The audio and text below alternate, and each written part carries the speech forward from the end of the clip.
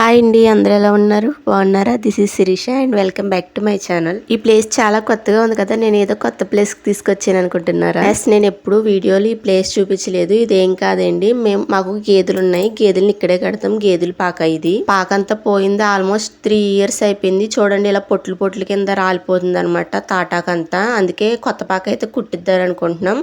అందుకే నేను పాక దగ్గరికి అయితే వచ్చాను. నాకంటే ముందు మా బొడ్డదే మా తాతయ్య వచ్చారు. వచ్చేసి మా బొడ్డది నీళ్ళు ఆడుతుంది డ్రమ్ లోకి. లంచ్ చేసి 3 ఆ టైంలో వచ్చామన్నమాట పాక దగ్గరికి. అంటే వాటర్ వస్తున్నాయి, సో డ్రమ్ లోకి వాటర్ పట్టడం కోసమని వచ్చాము. అయితే పాక కుట్టించే ఆకులు ఇవే అనమాట, కొత్త ఆకులు తిరిగేశారనమాట. అంటే ముందు అడిగి పైకి తిరిగేశారు. అడుగున ఒక 20 ఆకుల దాకా పోయినాయి, ఎందుకంటే వర్షం పడింది, కింద మొత్తం కుళ్ళిపోయినాయి ఆకులు. పై ఆకులు బాగానే ఉన్నాయి. సో అడుగాకులు తీసి పై ఆకులు మాత్రం నీళ్లు పోసి తడిపారనమాట.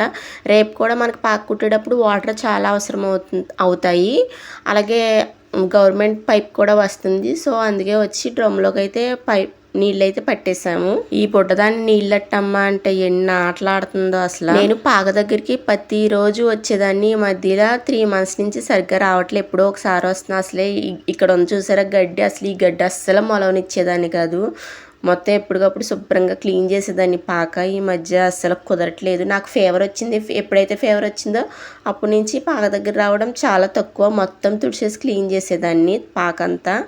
సో మళ్ళీ చాలా రోజుల తర్వాత వచ్చాను పాక దగ్గరికి. ఈ తోరల్లో అయితే మేము ఒడ్డు పోస్తాం అనమాట. అంటే పంట పండించుకుంటాం కదా, ఆ ఒడ్డు ఇందులో నిల్వ చేసుకుంటాం. మాకు అవసరమైనప్పుడు తీసుకుని ఆడించుకుని బియ్యం తింటాం అనమాట. మేము ఆడించిన బియ్యం తింటాం. మేము స్వయంగా పండించిన పంట ఆ బియ్యం స్టోర్ చేసుకుని, ఆ ఒడ్డు స్టోర్ చేసుకుని అవి బియ్యం ఆడించుకుని తింటాం.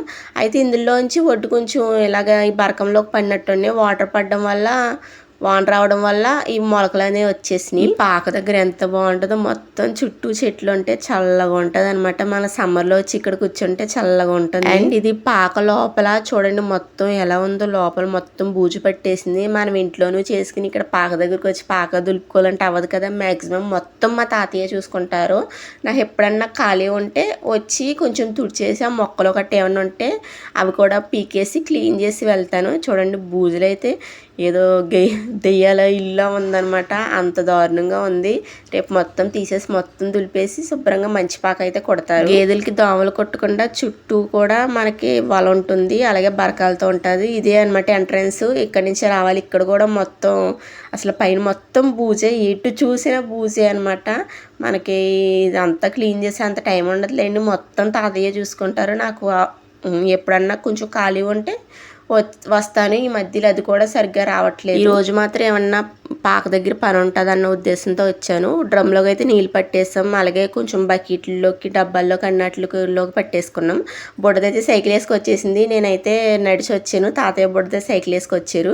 చూసారు ఈ బుడ్డదాని ఆటల నీటిలో ఎలా పడితే అలా ఆడేస్తుంది అనమాట. పాక దగ్గర నుంచి వచ్చేసరికి ఈవినింగ్ 5 అయిపోయింది. 5 అయిపోయాక ఇంట్లో అప్పటికే చాలా పని ఉంది, ఎక్కడ పని అక్కడ వదిలేసి వెళ్ళాను. అదంతా పని చేసుకున్నా. అయితే రేపు మనకి పాక కొట్టడానికి జనం వస్తారు కదా, వాళ్ళకి భోజనాలు టిఫిన్లు అన్నీ పెట్టాలి కదా. అందుకే నేను మార్నింగే మినపప్పు నానబెట్టేశాను. అదైతే ఇప్పుడు కడుగుతున్నా. మా ముసలిమామ ఉండేదనమాట, అంటే మా అమ్మమ్మ వాళ్ళ అమ్మ అయితే ఇలాగే కడిగేదనమాట పప్పు. ఆ పప్పు కడుగుతున్నప్పుడు గుర్తొచ్చేది, అలాగే చేయి పెట్టి అలాగే పొట్టు మొత్తం తీసేది, పప్పు అంతా అలాగే కడిగేసేది. నేనైతే అలా కడగను, ఎందుకో గుర్తొచ్చింది చెప్పాను. ఆవిడైతే ఇక్కడ లేదు. మా పెద్ద పిల్లలు కూడా పాపం చాలా ఇదిగా చూసేది, ఆవిడ లేదు ఇప్పుడు ప్రస్తుతం. అయితే కాలం చేసేసారు. ఈ పప్పు కడుగుతున్నప్పుడు సడన్ గా గుర్తొచ్చింది అనమాట, అందుకే చెప్పాను. పప్పు అయితే మొత్తం కడిగేశాను. ఇప్పుడు అడిగిన మనం ఎంత మంచి పప్పు తీసుకున్నా సరే కంపల్సరీ రాళ్ళు ఉంటాయి. అందుకే ఒకసారి ఇలా వాడదేవుకుంటే మనకే రాళ్ళు అనేది బయటకు వచ్చేస్తాయి. లేకుంటే మనం చూసుకోకుండా మిక్సీ గ్రైండర్ పట్టేస్తే అది ఇసుక కింద ఉంటుంది అనమాట. ఇది కూడా చూడండి ఎన్ని రాళ్ళు ఉన్నాయో. నేను నెంబర్ 1 పప్పు తీసుకున్నా, అయినా సరే రాళ్ళు ఉన్నాయి. రేపు ఇడ్లీ వేద్దాం అనుకుంటున్నాం. అయితే 1/2 kg మినపప్పుకి 1 kg ఇడ్లీ నూక అనమాట. ఈ ఇడ్లీ నూక కూడా పప్పు కడిగేసి ఏమంటే నానబెట్టేస్తున్నాం. మనం పిండి మొత్తం నలిగే లోపట్లో ఇది కూడా బాగా నానిపోయి ఉంటుంది కదా, సో అందుకోసం వాటర్ పోసి అయితే నానబెట్టేస్తున్నాం. మా ఇంట్లో అకేషన్ ఏమైనా సరే, ఎవరిది ఫంక్షన్ అయినా సరే మొత్తం బాధ్యత అంతా నా మీదే పడిపోతుంది. ఎందుకో నాకు తెలియదు, అంటే ఫస్ట్ నేనే ఉంటాను అనమాట. మొత్తం అన్నీ నేనే చూసుకుని నేనే చేయాలి.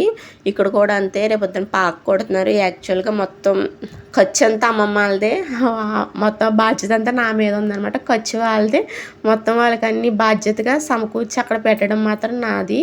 అంటే అమ్మమ్మ ఏమని చెప్పుద్ది అంటే, పాకు కొట్టడం అంటే ఇల్లు కట్టుకోవడంతో సమానం మనకి, మళ్ళీ కొత్త ఇల్లు కట్టుకుంటున్నట్టు. అందుకే మనం కుటుంబం అంతా కలిసి కూర్చుని వండుకుని కూర్చుని తిని, అలాగే పాకు కుట్టే వాళ్ళకి కూడా భోజనాలు పెట్టాలి అని చెప్తూ ఉంటుంది అంటే ప్రతి ఇయర్ కంపల్సరీ పాకు కుట్టినప్పుడు మా ఫ్యామిలీ మొత్తం కూడా వండుకుని తింటాము. అంతేకాకుండా పాకు కుట్టే వాళ్ళకి కూడా భోజనాలు ఉంటాయి అనమాట. సో ఇక్కడ కూడా అదేనమాట. ఇంకేంటంటే రేపు అందరం కలిసి మా ఇంట్లోనే కూర్చుని తింటాం. అంటే ఖర్చు అమ్మమ్మ వాళ్ళదే, మొత్తం చేయడం మాత్రం నేనే చేసేస్తాను. ఎందుకంటే అమ్మమ్మ చేసుకోలేదు, అమ్మమ్మకి అంత ఓపిక ఎక్కడ ఉందండి. అందుకే మొత్తం నేనే చేసేస్తాను. అందుకోసమే ముందు రోజు నైటే నేను ఇడ్లీకి కూడా రుబ్బేసుకుని రెడీగా పెట్టుకున్నాను. ఎందుకంటే అప్పుడు హడావిడి అయిపోతుంది మనకు మార్నింగు.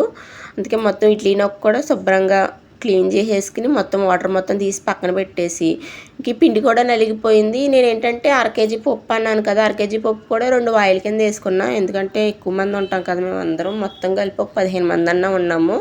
రేపొద్దున లంచ్కి టిఫిన్కి మొత్తం అందరికీ సరిపోవాలి కదా. సో అందుకే 2 వాయిల కింద బాగా మెత్తగా రుబ్బేసుకున్నాను. ఈ ఇడ్లీ పిండి కూడా నలిగిపోయింది కదా, నలిగిపోయాక నేను ఇడ్లీ నొక్క కూడా వేసి మొత్తం కలిపేసాను. ఇంకో వాయి నలుగుతుంది ఆల్రెడీ గ్రైండర్లో. నలిగిన తర్వాత అప్పుడు అది కూడా ఇందులో మిక్స్ చేసి, నా చేతిలో ఉన్న బ్యాంగిల్స్ పిండి కలుపుతుంటే పిండిలోకి అలా జారిపోతుంది అనమాట. నేను లాస్ట్ ఇయర్ నా మ్యారేజ్ డేకి తీసుకున్నాను ఈ బ్యాంగిల్స్. అయితే అప్పుడు కరెక్ట్గా సరిపోయి, ఇప్పుడు మాత్రం లూజ్ అయిపోయినాయి. చెప్పాను నేను ఒక షార్ట్లో చెప్పాను వెయిట్ లాస్ అయ్యానని. సో మొత్తం బ్యాంగిల్స్ అన్నీ ఇప్పుడు చాలా లూజ్ అయిపోయినాయి అనమాట. సరే ఆ బ్యాంగిల్స్ గొడవ అయితే పక్కన పెడతారు. ఇక్కడ పిండి కూడా అయితే నలిగిపోయింది రెండో వాయి కూడా. సో ఇది కూడా మొత్తం ఇడ్లీ పిండి మినపపిండి కలిసేటట్టు మొత్తం మిక్స్ చేసేసుకున్నా. అయితే నాకు ఎందుకో అనిపించింది ఇడ్లీ పిండి మనకి బాగా ఇడ్లీ పిండి మెత్తగా ఉన్నట్టు అనిపించింది. అందుకే ఇడ్లీ నొక్క మళ్ళీ కొంచెం ఒక 1/4 కేజీ ఇడ్లీ నొక్క తెప్పించి మళ్ళీ ఇందులో అయితే కలిపేసాను. అప్పుడు కరెక్ట్గా పర్ఫెక్ట్గా ఉన్నట్టు అనిపించింది. లేకుంటే మనకి ఇడ్లీ మెత్తగా వచ్చేస్తుంది, బాగా అంత మెత్తగా ఉంటే బాగోదు. సో అందుకే మళ్ళీ కలిపేసి పెట్టేసాను అనమాట ఫ్రిడ్జ్లో. నాకు ఈ పని మొత్తం అయ్యేసరికి 11 అయిపోయింది. ఆ తర్వాత రేపటి కోసమే బనానాస్ అయితే తెప్పించాను, చక్కెరగడి అరటిపళ్ళు, రేపొద్దున భోజనాల్లోకి కావాలి కాబట్టి. సో నెక్స్ట్ పాక ఎలా కుట్టాం ఏంటి ఏమేమి చేసుకొని అన్నీ నెక్స్ట్ వీడియోలో వస్తే, వీడియో నచ్చితే మాత్రం లైక్ చేసి సబ్స్క్రైబ్ చేసుకోవడం అస్సలు మర్చిపోకండి. Thanks for watching. See you.